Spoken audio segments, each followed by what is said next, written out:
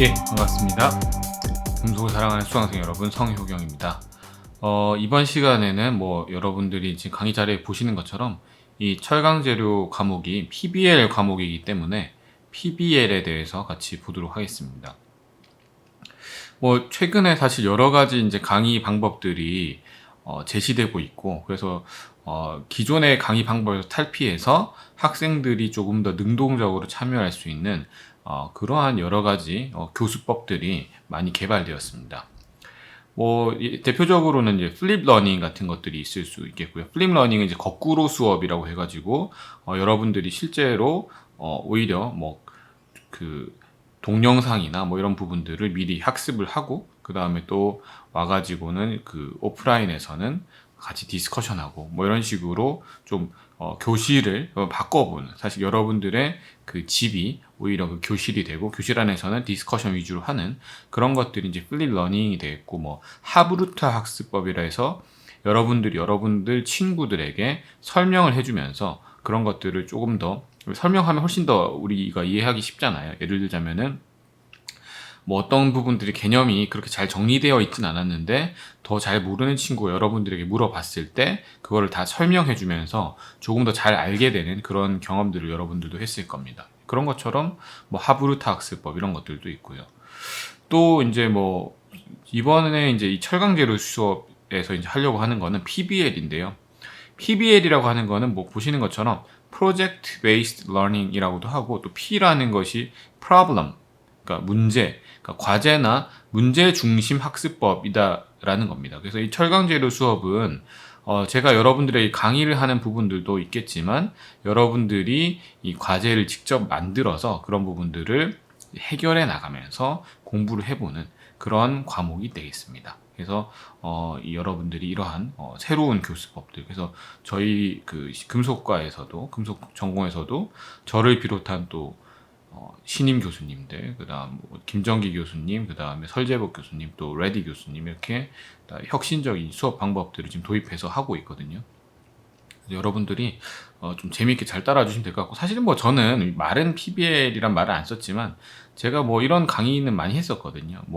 팀을 만들어서 이제 과제들을 주고 그것을 그 해결 방안을 도출해 나가면서 풀어보는 그런 과제들도 사실 많이 그런 수업들도 많이 했었기 때문에 크게 부담은 없습니다, 사실. 그래서 여러분들에게 어떤 식으로 우리가 공부할지를 한번 같이 보도록 하겠습니다. 그래서 보시는 거 한번 읽어볼까요? 밑에 글자가 나와 있죠? 그래서 Project Based Learning is a teaching method. 그러니까 가르치는 방법 중에 하나라는 거죠. In which students gain knowledge and skills. 그래서 학생들은 어떤 지식과 그 다음에 어떤 기술 같은 것들을 얻는데 뭘 통해서요? By working for an extended period of time. 그래서 여러분들이 어떠한 그 시간을 교실 안에서만 정해놓는 것이 아니라 밖에 나가서도 여러분들이 공부를 하면서 그 기간 동안 좀 더 기간을 여러분들이 플렉서블하게 쓸 수가 있겠죠. 그러면서 to investigate and respond. 그래서 여기에서 조사하고 그 다음에 어떤 답을 찾아 나가는 뭐에 대해서요? To a complex question, problem or challenge. 그래서 어떤 그 복잡한 질문이라던가 아니면 문제 또는 도전 이런 부분들에 대해서 여러분들이 시간을 가지고 찾아 나가는 그런 학습법이 바로 이제 PBL이 되겠습니다. 그래서 제가 오늘 여러분들에게는 그런 식으로 여러분들이 스스로 공부하는 것들을 어떻게 할 수 있는지 제가 알려드리도록 하겠습니다. 일단은 보시면요. 자, PBL이 뭐냐? What is PBL? 이렇게 돼 있죠. 그죠? High quality. 그래서 우수한. 그러니까 PBL의 목적은 뭐냐면, PBL 같은 것들을 하게 되면은 진도를 많이 나가기는 쉽지 않겠죠. 왜냐면은 직접 해보는 그런 과정들이 있기 때문에 양적인 측면에서 좀 부족할 수 있지만 이 학습의 질적인 측면에서는 훨씬 더 우수하다라는 겁니다. 그래서 이런 혁신적인 교과 과정들을 도입하는 이유는 이 교과 과정들을 통해서 여러분들이 직접 지식을 체득했을 때, 원래 그냥 강의식 수업에서 우리가 만약에 100이라는 것을 전달했을 때 여러분들이 실제로 가지고 가는 것은 한 20에서 30 정도밖에 되지 않았다라는 겁니다. 하지만 여기에서는 만약에 100을 다 전달하려고 하지 않는 거죠. PBL에서는 오히려 요약해서 줄여가지고 한 뭐 70에서 80 정도만 하려고 하는데, 오히려 여러분들 그 중에서 얻는 것들은 50 정도로 얻으면 비율로 따지면 훨씬 더 뭐 한 7, 80% 정도 되는 굉장히 높은 그러한 비율로 학습을 더 효과적으로 할 수 있다는 것이 바로 이 혁신적인 교수법들이 되겠습니다. 그래서 여러분들이 일단 제일 중요한 게 여기 나와 있는 것처럼 이 돋보기 나와 있죠. inquiry. 그래서 조사하는 것들, 뭐 공부를 어떻게 해야 되겠죠. 그래서 이 PBL 학습법에서는 교수가 저 혼자만 있는 것이 아니라 이 전 세계에 있는 모든 사람들이 다 여러분들을 가르치는 교수이자 선생님이다라고 볼 수가 있겠습니다. 그래서 여러분들이 직접 선생님들을 찾아 나가는 그런 과정들을 우리가 해볼 수 있겠고요. 그래서 뭐 more than 100 educators. 그래서 또 뭐 지금 뭐 100명 이상, 뭐 100명만 문제겠습니까? 뭐 1000명, 10,000명 이런 사람들이 있을 것이고, 그래서 investigated and discussed. 그래서 같이 이제 논의하고 토론하고 디스커션 해볼 수가 있겠죠. 자, 그런 과정 중에서 우리 여러분들이 어떤 과제에 대해서 팀을 뭐 만들던가 아니면 또 개인이 할 수도 있겠고, 여기에서 어떤 과정을 통해서 답을 도출해 나가는 것이 되겠고요. 여기에서 공공의 그런 결과물을 이제 제시를 할 겁니다. 여러분들이 뭐 어떤 발표 자료가 됐건 아니면 레포트가 됐건 어떤 결과물들을 제시해서, 아니면 어떤 제품이 될 수도 있겠죠. 그래서 결과물들을 제시하고 그거를 다시 이제 청중들에게 발표를 하게 되면은 여러분들은 실제로 그냥 혼자서 한 것 같지만, 또는 뭐 개별의 팀이 한 것 같지만 실제로는 엄청나게 많은 양의 학습을 실제로는 하게 되는 겁니다. 여러분들이 만약에 팀이 6개다라고 하면은 여러분들은 혼자 공부한다 하더라도 한 6배의 효과가 있는 그런 공부를 한다라고 보시면 되겠습니다. 그래서 이 PBL이라고 하는 것은 High Quality Project Based Learning이다. 그래서 굉장히 질적으로 우수한 그러한 공부를 하고자 하는 거죠. 그래서 여러분들이 맡은 분야 하나에 대해서는 진짜 깊게 팔 수가 있습니다. 깊이 있게 공부를 쭉 하고, 다른 사람들이 공부한 것들은 약간 넓고 약간은 얕을 수 있지만 굉장히 넓게 알 수 있는, 그래서 어떻게 보면은 T자형이라고 볼 수가 있겠죠. T자형. 그래서 여러분들의 것들은 굉장히 깊게 공부를 하고 다른 것들은 얇게 가는데, 근데 이게 T자로 끝나는 것이 아니라 여기에서 전부 다 이 PBL 과정을 통해서 다 쉐어가 되기 때문에 결국에는 이 O자형의 그런 지식을 가지게 되는 겁니다. 그럼 여러분들이 이 철강재료에서도 훨씬 더 살아있는 그런 지식들을 여러분들이 가질 수가 있겠죠. 자, 그럼 PBL의 핵심 요소 보겠습니다. 핵심 요소 뭐가 있어야 되는가? 일단은 뭐 여러 가지가 있겠지만, 뭐 결과물 공유. 왜냐하면은 공유를 안 하면은 자기 것만 하면 안 되겠죠. 자기만 하면 안 되고 남들에게도 결과를 알려줘야 여러분들이 또 다른 사람들의 결과를 봐야 같이 공부가 되는 거잖아요. 그래서 결과물을 공유해야 되고, 그 다음에 내용의 성찰 뭐 이런 부분이 있어야 되겠고, 일단 제일 중요한 건 뭐가 되겠냐면은 이 결과물 공유, 그 다음에 성찰, 그 다음에 뭐 실제적 질문, 문제 상황 뭐 이런 것들이 되겠죠. 그래서 뭐 하나씩 보겠습니다. 그래서 결과물 공유는 최종 결과물을 교실 안팎의 청중들과 함께 나눈다. 그 다음에 성찰이라고 하는 것은 이 수업 속에서 뭐 서로 이제 이게 어떤 것을 더 개선해야 할까 이러면서 다시 성찰해보는 그런 과정. 피드백 드릴 겁니다. 그럼 제가 여러분들에게 이거는 이렇게 하면 좋겠습니다, 저건 저렇게 하면 좋겠습니다 라고 피드백을 드리게 되면 다시 해보는 거예요. 피드백과 재도전, 이런 식으로 해볼 수 있겠고, 그 다음에 여러분들이 주도적으로 공부를 하는 거죠. 이건 내가 꼭 알고 싶다, 이건 내가 제대로 공부해봐야겠다라고 하는 것들은 학생 주도 배움이 되겠습니다. 그래서 핵심 개념들을 여러분들이 그 중에서 뽑아내겠죠. 난 이거 공부해야지, 난 저거 공부해야지 라고 하는 것들을 계속 뽑아내면서 공부를 할 수가 있습니다. 뭐 이런 것들 중에서 실제 어떤 게 내가 필요한가, 어떤 걸 궁금한가, 뭘 해야 되는가, 그 실제적인 질문과 문제를 대답하면서 여러분들이 이 답을 찾아나가는 단계가 바로 이 PBL이 되겠습니다. 그래서 일단 제일 중요한 거는 문제를 생각을 해야 돼요. 문제 또는 과제. 뭘 공부해야 될까? 뭘 해야 될까라는 거를 고민을 해봐야 됩니다. 그게 제일 중요한 포인트다라고 보시면 되겠습니다. 그러면은 문제를 하나 내볼게요. 제가 예시로. exercise. 자, 그러면 여러분들이 이 부분에 대한 과제를 한번 해볼 수가 있을 것 같습니다. 자, 예를 들자면은, 자, 여기 지도에서 여기가 진주거든요, 진주. 자, 진주가 있고, 그 다음에 여기서 쭉 올라가게 되면 서울인데, 자, 그러면 진주에서 이제 서울까지 쭉 올라갈 때, 여기에서 뭐 여러 가지 방법이 있습니다. 여러 가지 뭐, 일단은 뭐, 자동차로 운전해 가는 방법이 있겠고, 그 다음에 두 번째는 뭐 고속버스나 시외버스를 타는 방법들이 있겠고, 그 다음에 또 어떤 게 있겠습니까? 뭐 아니면은 지금은 운행을 안 하지만 뭐 사천에 가서 비행기를 타고 가는 방법도 있겠고, 뭐 여러 가지 방법이 있겠죠. 그러면은 여러분들이 생각했을 때 진주에서 서울까지 가는데 가장 저렴하게 가는 방법은 무엇일까요? 라는 것들을 생각을 해보는 거죠. 그런 부분들을 고민해 볼 수 있습니다. 예를 들자면은 어떤 친구들은 그런 그 방학 때 그런 모험심 있는 일들을 하기도 하더라고요. 시내 버스만 활용해서 서울에서 진주에 서울까지 가기, 뭐 이런 것들도 해보는 사람들도 있습니다. 뭐 거의 한 1박 2일 정도 걸리는 것 같은데 하루 일찍 일어나면 할 수 있을 것 같기도 하고요. 뭐 그런 식으로 문제를 해결해 나가 보는 거죠. 어떤 문제를 던지느냐에 따라서 어떤 문제를 해결할 수 있느냐가 결정이 될 겁니다.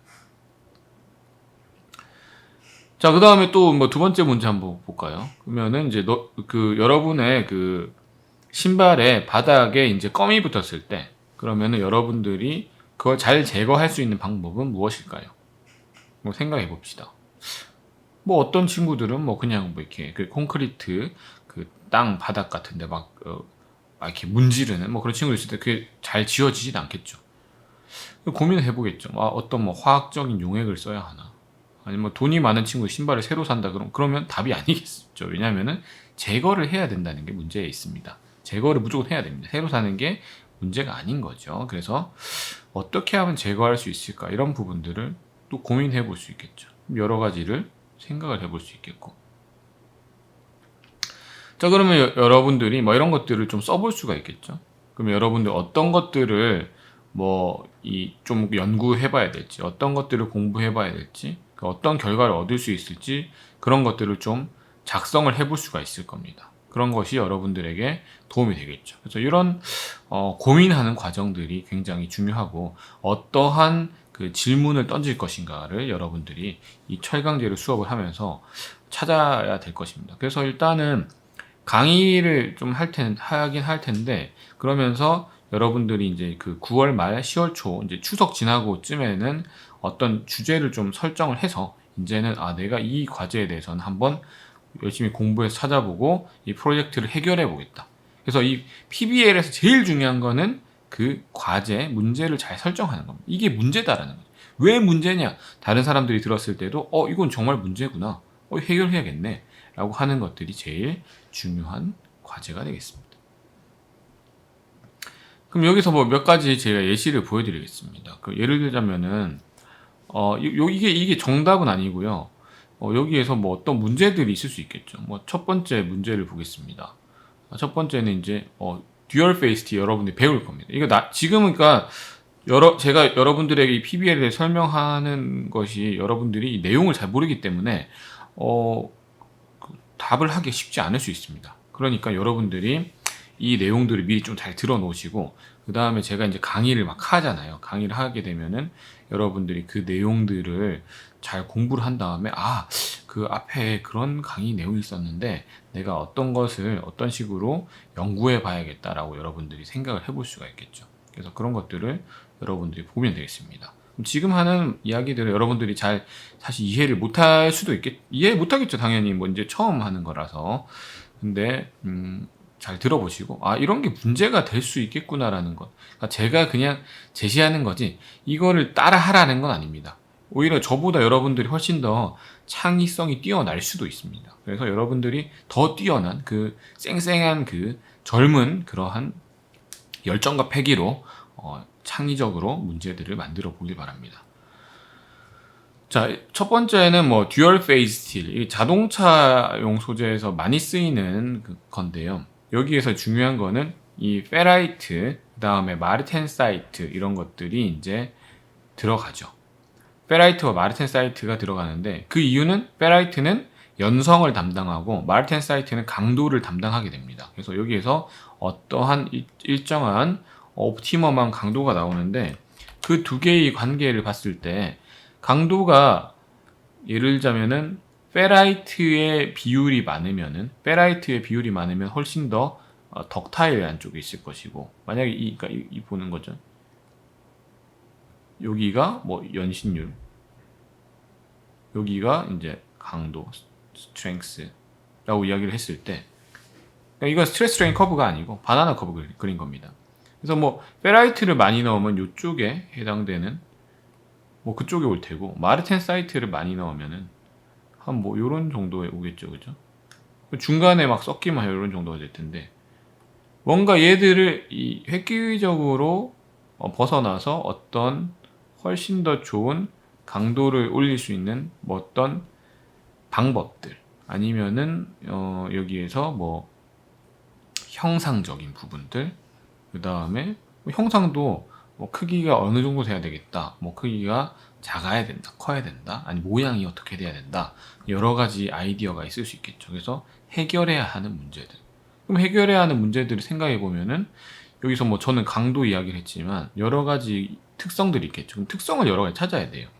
그러면 그러니까 특성들은 뭐 여러 가지 특성이 있을 텐데, 특히 이제 기계적 특성 같은 걸 많이 찾으면 되겠죠. 그러면은 뭐 인장 특성, 그 다음에 뭐 전단, 뭐 그 다음에 뭐 베어링, 그 다음에 뭐 피로 특성 이런 것도 있고, 뭐 파괴 특성, 그 다음에 뭐 성형성, 굽힘 특성, 충격 특성, 뭐 여러 가지 특성이 있겠죠.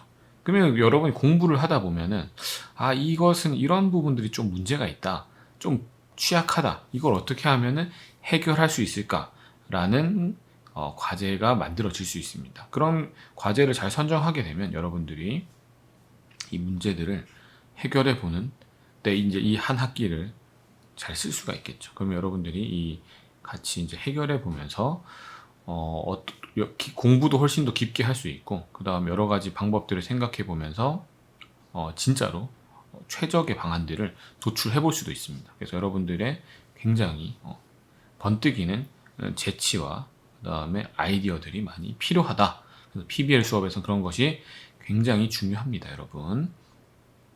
두 번째 넘어가 보겠습니다.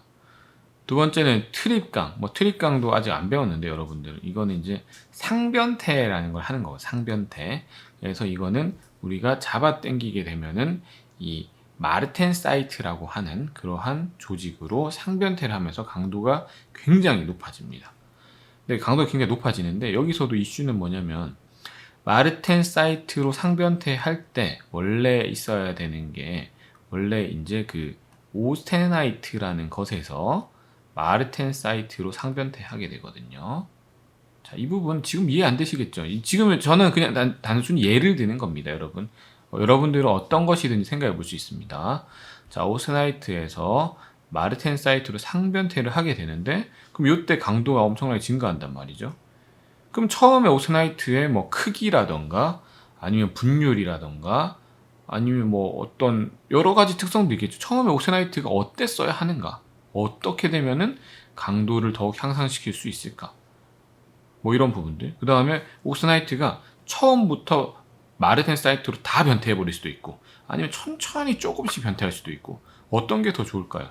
그런 것들도 고민을 해봐야 되겠죠. 그런 여러 가지 부분들에 대해서 여러분들이 고민을 해볼 수가 있습니다. 그래서 이런 이 수업을 들으면서 해당되는 질문들을 계속 생각하셔야 돼요. 그래서 내가 이 과제든 이런 걸 해야겠다, 내가 이 문제를 해결해 보겠다라고 하는 것을 딱 지정을 하셔가지고 거기서부터 여러분들이 문제를 해결해 보시면 됩니다. 그런 부분들을 제가 좀 말씀드리도록 하겠습니다. 트립 스틸 뭐 중요한 것이고요. 자, 그 다음에 우리가 볼 것은 트윕 스틸. 자, 이거 트윕은 이제 트윈이라고 하는 게 생겨서, 트윈이라는 게 생기면 쭉 생겨서 여기에서 디슬로케이션이나 슬립 이런 애들이 잘 움직이지 못하도록 막아주는 역할을 하는 게 바로 트윈, 그러니까 트윕강이 되겠습니다. 여기에서도 그러면은 트윈이 잘 생길 수 있는 그런 합금 조성은 어떤 것일까? 그럼 트윈이 언제 잘 생길 수 있을까? 뭐 트윈이 생길 때 결정립 크기는 어느 정도여야 될까? 그 뭐 나중에 배우겠지만 스태킹 폴트 에너지라던가 뭐 이런 부분들은 어떻게 조절해야 될까? 뭐 여러 가지 고민해 볼 수 있겠죠. 그래서 그런 것들을 고민을 잘 해서 여러분들이 좀 문제를 풀어보게 되면 여기에서도 난 이걸 더 해보겠다. 아니면 이런 것도 있습니다. 투입강에서도 강도가 굉장히 좋은 게 뭐 1기가, 뭐 1.5기가, 2기가 이렇게 나가고, 그다음에 연신율 좋은 것들은 뭐 100%, 200% 이렇게 나갈 텐데, 그럼 거기에서 어떤 쪽으로 가면 어떤 현상이 일어나는가, 어떤 현상에 의해서 강도가 증가하고 어떤 현상에 연신율이 증가하는가, 이런 부분들도 여러분들이 공부를 하면서 그러면은 이게 이 현상만 가지고는 이 정도 한계가 있는데 내가 이거를 더 새로운 컨셉을 도입해서 이거를 더 개선해 보겠다 라고 하는 것들을 제시할 수가 있겠죠. 그런 것이 굉장히 좋은 아이디어가 됩니다. 여러분 그런 것들을 제시를 해 보시면은 또 이것도 훌륭한 PBL 주제가 되겠죠. 그죠? 투입 스틸 이런 데서도 보시면 되겠고, QMP 스틸, 퀸칭 앤 파티셔닝 스틸. 자, 이런 것들은 또 퀸칭을 빨리 해서 강도를 높인 마르텐 사이트 만들었다가 다시 파티셔닝 해서 거기에서 뭐 그 리테인드 오스나이트 이런 거 만드는 거거든요. 여기서도 이 색칠한 리테인드 오스나이트 이런 애들이 나중에 다시 마르텐 사이트 변태하면서 강도가 높아지는 그러한 강종이 되겠습니다. 그럼 여기에서도 생각해 볼 수 있는 게, 그럼 우리가 이 퀸칭 조건, 그 다음 파티셔닝 조건, 이 조건 어떻게 해야 되는가? 그럼 마르텐 사이트 생성 온도 이런 거 어떻게 컨트롤 해야 되는가? 뭐 그 합금 조성을 어떻게 갖고 와야 되는가? 이런 부분들을 공부를 해 볼 수가 있겠죠. 그리고 여러분들이 만약에 원하시면은 여러 가지 종류에 있어서 이제 데이터베이스 이런 것들을 이제 가지고 오시게 되면은 그런 부분들은 이제 저희가 이게 인공지능 학습을 할 수 있기 때문에 그런 것들을 좀 학습을 해서 인공지능 결과를 또 도출할 수도 있습니다. 그래서 여러분들이 과제를 하다가 막히는 부분이 있다. 좀 더 이제 이거는 좀 제대로 하고 싶다. 나는 이거는 정말 나는 제대로 해보고 싶다라는 친구들이 있으면은 그걸 가지고 와가지고 인공지능 돌리고 이렇게 하면은 여러분들이 학부 때도 SCI 논문을 쓸 수가 있거든요. 그러면은 여러분들의 또 앞날은 더 밝지 않을까. 그런 생각을 하고. 그래서 여기서도 다양한 이 공정 조건과 어떤 관계들 이런 부분들을 여러분들이 공부를 좀 해보시면 굉장히 좋을 것이다 라고 저는 생각을 합니다. 그래서 그런 부분들에 있어서 어떻게 설계를 해야 되나, 어떻게 가야 되나, 어떤 방법을 써야 되나라는 것도 여러분들이 고민을 좀 해보시길 바랍니다. 아마 이 파트는 쉽지 않을 거예요. 왜냐면은 아직 공부를 안 했잖아요. 이제 무슨 2주차인데 제가 이게 벌써부터 이런 거 설명하니까 이해 안 되실 텐데, 원래 그런 이야기가 있습니다. 우리 옛날에 그런 노래 불렀거든요.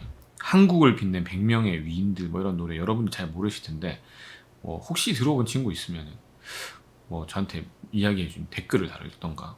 예. 아름다운 이 땅의 금수강산에 당군 할아버지가 터 잡으시고 이런 홍익이란 뜻으로 이렇게 노래가 있는데, 여기에서 계속 나오거든요. 그 인물들이 나와요. 그래서 100명이 나오는데 아래서 나온 혁거세 만주벌판 달려라 광개토대왕 이렇게 하는데, 사실 생각해보면 그 노래 제일 앞에 나오거든요. 그 노래가 그 책이 제일 앞에 나오는데, 생각을 해보면 그 노래가 제일 어려운 거예요. 어떻게 보면. 왜냐면 그럼 100명을 다 알아야 되는 거잖아요. 거기에서. 근데 이제 그 뒤쪽에 보면 이제 100명에 대한 그 설명들이 막 나와 있거든요. 그래서 나중에 보면은 앞쪽에 그 노래들을 이렇게 책을 다 읽고 나서 딱 듣게 되면 훨씬 더 이해가 잘 되고, 옛날에 저희가 또 영어 공부 이런 거 할 때 윤 선생 영어 교실 이런 거 했었거든요. 그래서 거기에서 처음에 제가 하기 제일 어려웠던 게 그때가 초등학교 때인가 잘 모르겠는데, 그래서 알파벳송 있잖아요. 알파벳송. 그래서 A, B, C, D, E, F, G 하는 거 있잖아요. 그죠? 그 다음 그 뒤에 영어 선생님 그랬어요. 그 뒤에 이제 element Q, R, S, T, U, V, W, X, Y, N, Z 그 다음에 이제 나오는 게 있거든요. 그 다음에는 안 배웠잖아요. 그죠? 그 다음에는 왜냐면은 알파벳 배우고 있는 애가 뒤에 문장이 들릴 리가 있습니까? 그래서 사실 뒤쪽에 Now I know my ABCs, won't you sing along with me? 그래서 나는 이제 나의 ABC를 안다. 같이 노래 볼래라는 내용인데, 그거를 이제 저는 처음에 몰라가지고 알랄랄랄랄 이렇게 하면서 선생님한테 이야기했었어요. 그러니까는 선생님이 괜찮다고. 근데 재밌는 거는 지금은 이 앞부분이 쉽고 뒷부분이 어렵다고 생각되겠지만 나중에는 뒷부분이 쉽고 앞부분이 더 발음하기 어렵다는 것을 알게 될 거다라고 했거든요. 그게 무슨 말인지 잘 몰랐는데 지금 생각해보면 그게 그런 말이었던 거죠. 왜냐면은 뒤에는 이제 문장이니까 앞으로 항상 많이 쓰잖아요. 영어 문장 같은 것들. 근데 우리가 정확하게 뭐 A, B, C, D 이렇게 발음하는 거 쉽지 않거든요. 그 파닉스 그 원리대로. 그래서 그런 것들을 생각을 해보면 앞쪽에 있는 게 의외로 어려운 경우가 많다라는 거죠. 그래서 여기에서도 제가 뭐 트립이니 투입이니 QMP니 이런 것들을 여러분 잘 모르실 겁니다, 지금. 하지만 나중에 이거를 다 공부를 하고 나서 앞쪽에 아니면 유튜브니까 어차피 다시 강의를 돌려보시게 되면 이게 그런 내용이었구나. 이거 이제 내가 한 수 배웠네. 증가했네. 내 지식의 양이 증가했네라고 생각하실 겁니다. 그래서 걱정하지 마시고 일단 저는 그냥 여러 가지 아이디어 드리는 거예요. 아이디어 어떻게 공부하면 되나. 그래서 뭐 이런 식으로 보시면 되겠고. 그 다음에 이제 5번은 이제 오스나이틱의 스테인리스 스틸. 그래서 이건 스테인리스 스틸이니까 녹슬지 않겠죠. 그래서 부동태 피막 이런 게 있으니까 이거는 뭐 부식 특성 이런 것들도 중요할 수 있겠고, 그 다음에 또 중요한 게 쟤는 극저온, 그 다음에 고온 특성 이런 것도 굉장히 좋거든요. 그래서 그런 부분들에 대해서 왜 그런가, 또 개선할 부분은 무엇이 있을까, 이런 것들을 또 여러분들이 생각을 해볼 수가 있습니다. 그래서 뭐 여기나 배에는 LNG 탱크 이런 거 나와 있는데 여기 이런 데도 이제 이 LNG는 그 리퀴드 나이트로젠 가스잖아요. 그래서 온도가 굉장히 낮거든요. 그래서 온도가 뭐 거의 영하 뭐 한 100도 뭐 이런 정도, 110도인가요? 그 정도, 뭐 훨씬 더 낮을 건데 어쨌든 정확하게 그 영하 163도입니다. 마이너스 163도. 그래서 이제 그 정도 되는데 굉장히 낮은 온도죠. 마이너스 163도니까. 거기에서 버틸 수 있는 재료가 스테인리스 스틸입니다. 그래서 스테인리스 스틸은 극저온에서 굉장히 우수한 그런 특성을 나타내는 소재가 되겠고요. 마르텐시릭 스틸, 이거 강도가 굉장히 높습니다. 그래서 사실 요즘에는 제가 또 마르텐사이트에 관심이 많거든요. 왜냐면은 강도를 높이고 또 뭐 국방용 뭐 이런 데는 또 마르텐사이트가 되게 중요해요. 그래서 탱크 만들고 뭐 이런 데 마르텐사이트 꼭 들어가야 되거든요. 그래서 굉장히 우수한 고강도, 막 여러분들이 생각하는 초 슈퍼 울트라 메가 맥시멈 강도를 나타내는 철강 소재를 만들겠다. 그러면 반드시 무조건 마르텐사이트로 가야 됩니다. 그래서 나는 강도를 높이는 거에 관심이 있다. 그럼 마르텐사이트가 이때까지 나온 것들 중에서 강도가 변천사가 어떻게 되는가? 그럼 지금까지 어디에 와 있는가? 그러면 앞으로 더 나가려면 어떻게 해야 되는가? 이런 것들도 또 좋은 주제가 될 수 있겠죠. 그래서 여러분들이 일단은 공부를 잘 하다 보면은 굉장히 괜찮은 PBL 주제가 나올 겁니다. 그럼 여러분들이 이런 것들을 해서 만약에 좋은 주제들을 잘 선정해서 공부를 잘 하게 되면은, 예를 들자면은 뭐 포스코나 아니면 현대제철, 그 다음에 이제 뭐 두산중공업, 삼성중공업, 뭐 현대중공업, 또는 이제 한국항공까지 이러한 또 세아차원 특수랑 이런 여러 회사들과도 같이 이제 일을 할 수 있는 그러한 기회를 또 가질 수도 있습니다. 그래서 여러분들이 지금이 되게 미약한 시작이라고 생각하지만 지금부터 차근차근 밟아 올라가다 보면은 여러분들이 어느새 발전해 있다는 것을 느낄 겁니다. 그래서 이 PBL 과목을 통해서 여러분들이 그런 것들을 좀 이렇게 보시길 바라겠고요. 7번째가 이제 파이프라인 스틸스. 이거는 이제 제가 옛날이죠. 되게 옛날, 몇 년 전인가? 몇 년 전이라고. 그렇게 옛날 아니고요. 생각보다는 오래 안 됐네요. 지금 한 8년 전, 9년 전에 이제 제가 박사학위를 그때 받았는데, 제 박사학위 주제가 저 파이프라인 스틸입니다. 그래서 파이프라인 스틸이 뭐냐면은 석유나 천연가스 이런 거 있잖아요. 그런 것들을 이제 극지방에서 이제 운송해야 되는 그런 요구가 있는 거거든요. 최근에 이제 제가 저 파이프라인 스틸 저걸로 해가지고 저 소재를 인공지능이랑 접목시켜가지고 이제 연구해서 또 좋은 연구 결과를 얻었거든요. 그런 것들도 할 수 있고, 여기서 이제 중요한 거는 파이프라인 스틸은 인성이 중요해요. 인성의 터프니스, 파괴 인성, 충격 인성 이런 것들. 그래서 인성과 온도, 그 다음에 여기에서 어떻게 하면은 인성을 향상시킬 수 있는가. 미세조직적으로 어떻게 풀어나가 볼 수 있는가, 이런 부분들을 이 파이프라인 스틸에서 볼 수가 있습니다. 그래서 그런 부분들 여러분 공부하시면 되겠고, 마지막으로 이제 스틸 와이어에서 선재죠, 선재. 그래서 사실 이제 그 재밌는 거 알려드릴까요? 진짜 재밌는 거. 그 인류 역사상 가장 그 강도가 높은 그 부품은 뭘까요? 부품? 가장 강도가 높은 거는 사실은 이 되게 웃긴 건데 피아노 줄입니다. 피아노 줄. 그러니까 피아노 줄을 이제 압출을 시켜가지고 걔가 강도가 어느 정도까지 나왔냐면, 보통 우리가 이제 뭐 메가파스칼 단위로 이야기를 하잖아요. 그래서 뭐 알루미늄 소재가 한 500메가파스칼 이런 정도 이야기하거든요. 굉장히 강도 높은 경우에 말을 하는 겁니다. 철강도 우리가 기가급이라고 하는 게 1기가 나온다는 거거든요.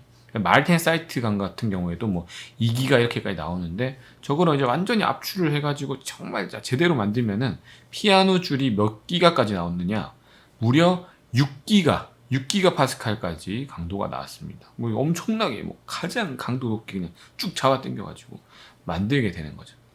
그래서 이런 스틸 와이어가 또 어디도 많이 쓰이냐면은 이런 자동차의 그 타이어 코드로도 쓰일 수 있겠고, 또 뭐 여러 가지 이제 선재라던가 그 건축에 쓰이는 그 철근은 뭐 그렇게 고급 자재는 아니지만 어쨌든 저 선형으로 뽑아가지고 할 수 있는 부분들도 또 굉장히 재미있는 부분들이 있겠죠. 뭐가 재밌겠습니까? 예를 좀 여러 가지 생각해 보면은 저기서 얼마나 얇게 뽑으면은 얼마 정도까지 강도가 나올까? 그래서 뭐 얇으면 얇을수록 얼마나 강도가 높아질까?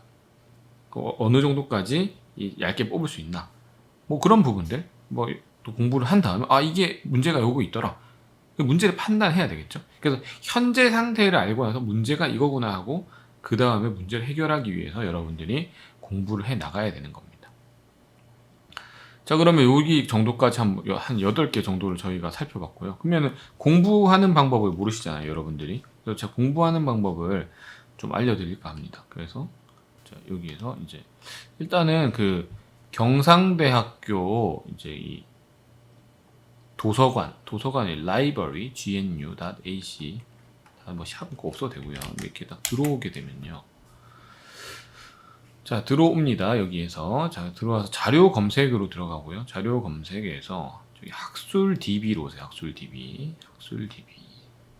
그래서 일단 잘 모르겠다면 국내에도 봐도 되는데, 근데 여러분들 사실은 국내에서는 뭐 별로 볼만한 게, 저는 뭐 여기 쓰는 게 별로 없거든요.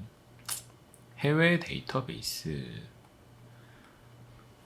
자, 해외 데이터베이스 이런 데 보게 되면은 보통 뭐 SCI 저널 검색, 그 다음에 스코퍼스, 그 다음에 뭐 사이언스 같은 거, 사이언스 다이렉트, 그 다음에 뭐 와일리 온라인, 뭐 이런 것들 다 볼 수 있습니다. 예를 들자 뭐 그 여러 가지 중에서 여러분이 편하신 거 쓰면 되는데, 일단 뭐 제가 대표적인 이 사이언스 다이렉트로 들어가 보겠습니다. 그래서 로그인 아이디 해가지고 로그인 하게 되면요, 여러분 아이디가 있어야 되겠죠. 자, 그럼 여기에서 이제 이 프로그램 이 라이센스를 우리 경상대학교에서 산 거거든요. 샀기 때문에 경상대학교 도서관이다 라고 이렇게 나와 있습니다. 만약에 사지 않았다면은 굉장히 비싸겠죠, 그죠? 그래서 여기에다가 뭐 제가 찾았던 게 많이 있네요. 그래서 뭐 여기에다가 여러분이 찾고 싶은 거, 그러니까 찾고 싶은 거 뭐 할까요? 아까 전에 우리가 뭐 트윕 강의 뭐 트윕 스틸 이런 거 찾아볼까요? 트윕 스틸 찾기 누르면은 열심히 논문이 찾아지죠. 그래서 논문 찾아지면은 여기에서 어떤 논문을 볼지 또 볼 수 있겠고, 하나하나 해당되는 논문들을 좀 봐야 되는데, 처음에는 잘 모를 때는 이제 리뷰 아티클 같은 거 보시면은 정리가 많이 돼 있습니다. 뭐 그런 것들을 좀 찾아서 하나하나씩 논문들을 많이 보셔야 되겠고요. 여기 쫙쫙 나와 있죠. 자, 근데 논문들을 볼 때 사실 이게 그 저널이라는 건데, 이게 예를 들자면 Materials Today Proceeding, 뭐 International Journal of Plasticity 이런 것들 제가 보면은 Journal of Material Research and Technology 이렇게 다 좋은 저널들이거든요. Material Science Engineering A. 이런 좋은 저널들. 그래서 좋은 저널들이 위주로 뭐 이렇게 여러분들이 좀 잘 보시면 되겠습니다. 그래서 뭐 좋은 저널들 같이 쫙 검색을 해서 보시고, 좋은 저널들은 이제 보통 여기 들어가면은 우리가 저널 사이테이션 레포츠라고 구글에 여러분 이렇게 치시면 저널 사이테이션 레포츠 이렇게 치시게 되면은 나오는데, 여기에서 이제 browse by category 이렇게 딱 클릭을 해봅니다. 우리가 그때 금속공학과잖아요. 그러면은 journals by rank 이거 누른 다음에 select categories, 그래서 카테고리를 딱 하면 메탈이라고 하는, 여기에서 보면은 여기 있죠? Metallurgy and Metallurgical Engineering 이라는 파트가 있습니다. Submit 딱 누르게 되면 그럼 여기 이제 임팩트 팩터가 나오는데, 뭐 이게 한 해 동안, 두 해 동안 평균 내가지고 나와 있죠. 보면은 2019년 버전인데, 왜냐면 지금 2020년이 2020년 버전 아직 안 나오겠죠. 2018년 동안 여기에 이 저널에 실린 이 논문들을 총 4,984번이나 사람들이 인용했다. 그 인용된 거에서 출판된 논문 수를 나누게 되면은 그 값이 나오겠죠. 그러면 평균적으로 봤을 때 한 7.6회 정도 인용되었다면 그만큼 영향력 지수죠. 영향력이 있는 논문들이다. 여기에 있는 논문들은 다 영향력이 있는 논문입니다. 그래서 여러분들이 한번 논문들을 검색해 보시면서 이게 다 이 영향력이 있는 논문들이구나 라고 공부를 해 보시면 좋을 것 같고요. 뭐 이런 식으로 한번 보실 수가 있겠습니다.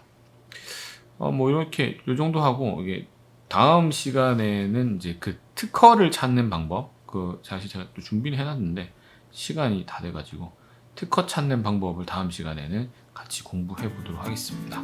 예, 감사합니다.